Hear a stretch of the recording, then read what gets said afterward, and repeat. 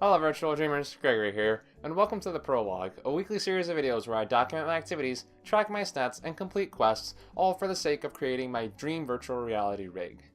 Sorry for the lack of a video for the past week, but as we're kind of winding down towards the end of the year, I'm starting to do a lot of reevaluations of things, and finishing up a bunch of other work too, kind of left the Prologue a little bit on the sideline here.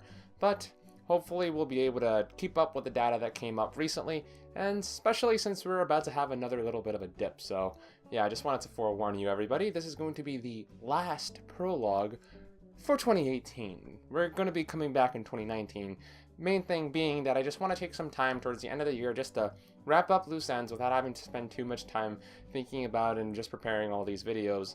In particular, just because it is also family time. We're in the holidays, and in case you guys didn't know, actually you probably really don't know, but my birthday is actually in this month. So I wanted to take some more time, just spend it with family and getting to just connect with the people that I have in my life physically and directly as much as I can, as well as just to directly start wrapping up some of the work I have now that some more time is being freed up since, well, school's actually kind of out of session now for me, at least in one of my classes. I only have one more class left, but there's only really 2 classes left in the entire year in that respect. So after Thursday of next week, or actually Wednesday, school will be officially out, and at Thursday of next week, once that day is over, I'll actually be on vacation from work. So I'll have a full 2-week period just to myself to focus on my own activities, resting and recuperating, and just starting to plan things out for the year that is coming ahead.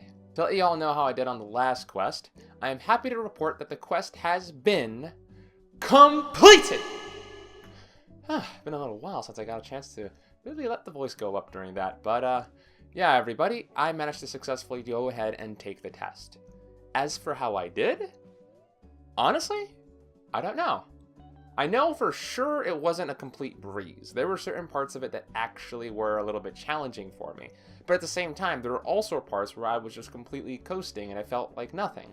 So just due to the nature of the exam and how they have it structured, it's really kind of a 50-50 for me on whether I passed. I won't get the results back until February, so it's going to be a bit of a wait, but personally speaking, I feel that I did good enough that I should have an A-OK to just begin studying for the Japanese Japanese language proficiency test N3 level for next year. Because if I start studying even harder for N4, that's basically just saying I want to ace it next time, and honestly, completely acing a test doesn't really feel as good for me as being able to really feel that it was a kind of like a bit of a back and forth.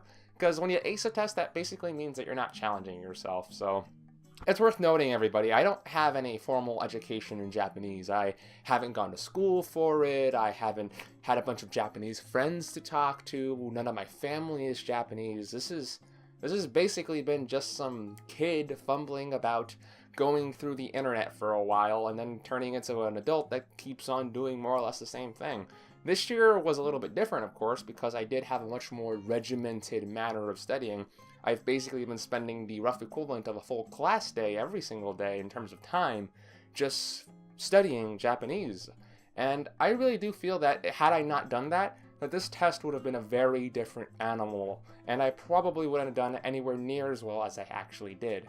So whatever the result may end up being, I feel very proud of the fact that I managed to go into that test with people that have been taking full-on university courses that are actually Japanese and all sorts of other various backgrounds, and I felt that I actually had a place in that room, rather than just being some stuck-up dude who thinks he can show up and take a test and pass it just because he watched a ton of anime.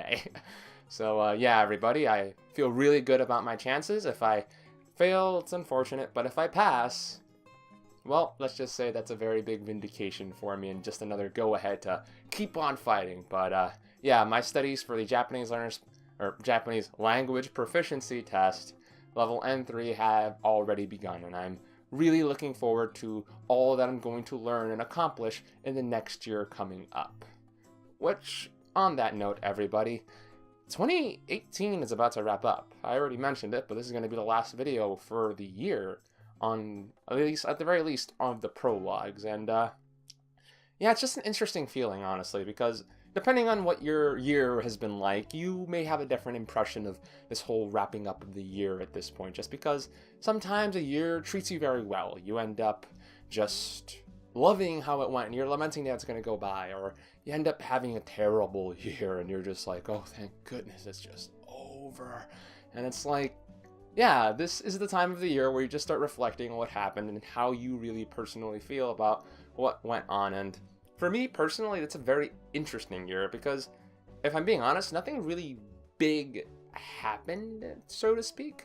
I mean, when I say big happening, I mean like there's nothing really worth noting that occurred in my life that should really be a very tentpole, really big change in how things are going on. Like, for example, in 2015, 2014 is when I graduated from high school, so that was pretty big.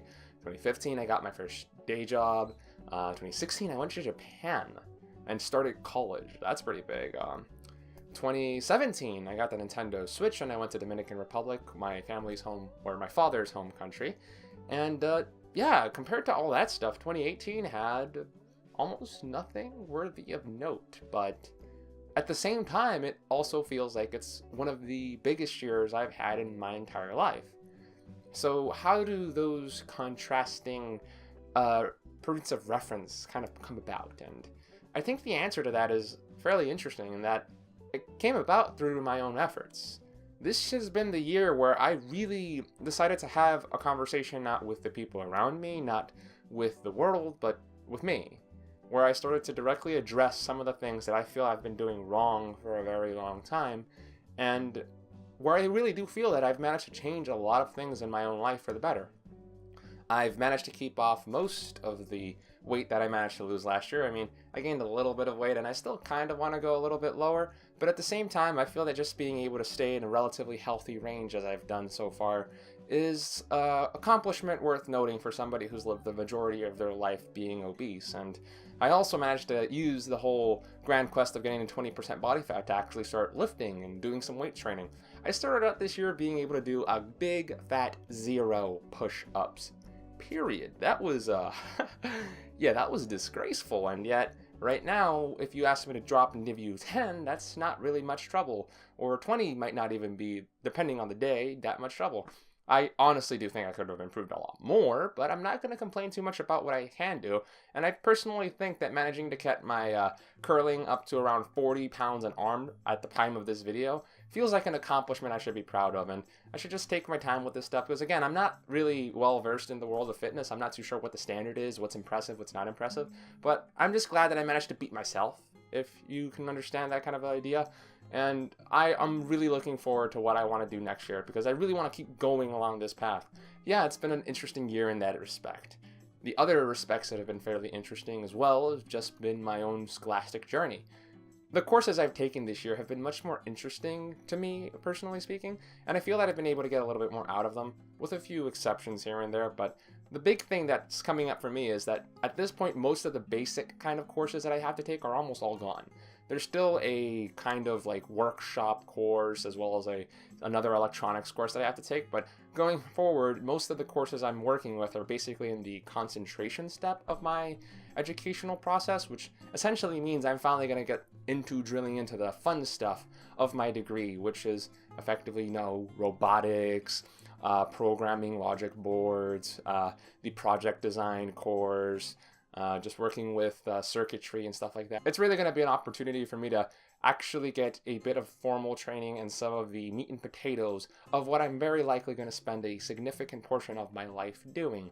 So yeah, I'm really excited on that front for 2019, and what I've managed to do this year at the very least has served as a good foundation to that, in particular with all the physics courses and the beginning electronics course, which was also my opportunity and introduction into soldering, which I'm going to be doing a ton of over the course of the next year and the years coming thereafter. So yeah, I'd say that 2018 really did fit the description that I actually wrote down for it in my kind of 5-year planning cycles thing, which is 2018 is the year of beginning. I actually started doing a lot of things, and I feel that even though we're still at the elementary stages with a lot of stuff, I feel that by the time I'm starting to wrap things up around 2019 and 2020, these early stages are going to seem even more valuable just because of the amount of impact they have on everything that will be happening going forward. And on that note, there is still one area or one particular Grand Quest subject that still needs to be kind of addressed here, and that is the whole game development factor. What is going on with my game? And not gonna lie, it's really, really, really behind. But at the same time, I'm also at a place with it where I feel that it's gonna be done anytime now. It's kind of a weird mixture of things, but the main reason why I took on this project and why I've proposed the idea of I want to finish a game in 2018, and believe it or not, that's still happening, but not in the way I envisioned it. And I think that secondary statement, not in the way I envisioned it, is the most important thing I wanted to get out of this year, because I feel that one of my biggest weaknesses as an artistic person or somebody who creates art is that I struggle to really drill down onto any singular project for any really long period of time, which is very bizarre for me because I actually tend to be fairly persistent with a lot of stuff. I will easily spend years working on things. I mean, we first did a virtual reality rig video in 2014, and we are 4 years, nearing on 5 now, away from that date, and I am still more than happy to continue pursuing virtual reality. I started learning Japanese when I first got internet access at home back in 2007. That is 11 years of studying, and I'm still highly enthusiastic about the subject. Likewise for losing weight, it was around that same time period where I actually started getting an interest in potentially getting rid of my whole being the fat kid stereotype. And all in all, I feel that I have a very good ability to kind of be persistent with stuff, but I find that when it comes to my artistic pursuits, or my endeavors, so to speak, that I have a bit of a bad habit of starting, working, nearing up on something good, and then just kind of stopping just because I don't feel satisfied with what I've got, and then starting all over again because I figure, hey, I've learned enough in the process that I don't need to keep on forwarding on to finish. But I feel that by doing that, I've been denying myself an opportunity to learn, which is just having a chance to really get the final experiences of having a product with your name on it that you feel that you've poured everything you could into in a reasonable capacity and releasing that. And I've done sort of stuff like that with my art in the past, but with game development in particular, I feel that I have a bit of a stigma in my head where it's like, the first game I make is going to be a really important, really big, memorable thing, and I really have to make sure it's perfect. And that is a wonderful mindset, I think. And there's a beauty to that, because you do really want to keep pursuing your absolute best and finest work every time you do it. But when it comes to things like films, video games, creating videos, and these kind of multimedia, multiple disciplinary items, you just, after a point, you have to start balancing expectations with what you can actually do. The scope problem of developing games, which is very commonly taken down a lot of developers, you can hear it talked about all the time. Watch any of the episodes, extra credits made on the topic a few years back, and you'll kind of get an impression of how severe the problem is. And I feel that by evaluating my own year as I've been doing and evaluating my process every single step of the way, that I've been able to see where my ambitions start to kind of get ahead of me. And right now, I did say that if my game is nowhere near where I expected it to be, but it's almost done, that is me acknowledging that in spite of the fact that the game is definitely not going to be what I imagined in my head, the game that is going to come out is probably unquestionably the very best effort I can actually give in within the year, which, for better or worse, that is a reflection of where my abilities stand in the area of game development that I pursued. And at the same time, no matter what ends up coming out, whether you guys enjoy it or whether or not you think it's trash, or whether or not you never think about it again after playing it and it turns out to be a solid mediocre 5, which is arguably worse than being bad, regardless of what happens there, I'll be able to look back and say, I proposed it in my mind that I wanted to create this, and I finished it. And I think that that has its own merits. And for anybody wondering, the game, I'm honestly holding off on having a full-on title or name for it until I'm more or less done with it at this point. I've still been going with more or less the Dreams of Salvation or Dreams of Starry Sky as a code name for it. But it began as a kind of exploratory, going around a comet video game where you play as a jellyfish alien creature. And now, just due to the realities of time available to me, game development, it's basically starting to turn into a 2D side scroller, which is how do you go from 3D to 2D? And it's like, those are some of the considerations that happen when you have a set deadline that you have to meet, and you also have a goal in mind, which is, I want to create a video game in this setting. If I can't do it in 3D, what can I do? And those are the kind of sacrifices I've been kind of telling myself, what do I have to do in order to pull it off? Because regardless of what happens, I don't care if I have to release a one-room platformer with bad collision. Shout out to anybody who manages to get that reference.